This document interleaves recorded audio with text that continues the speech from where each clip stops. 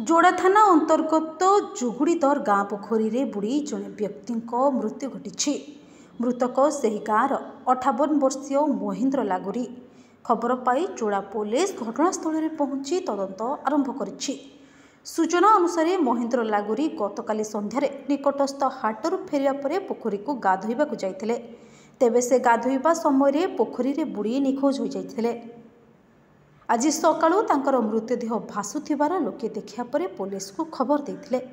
अग्निशम बाहिनी मृतदेह को उद्धार करथिले। परिवार लोकंक कहिबा कथा महेन्द्र पहरा जानि नथिले। एने जोड़ा पुलिस एक अपमृत्यु मामला दायर करी मृतदेह को व्यवच्छेद पई पठाइबा सह अधिक तदंत जारी रखिछि।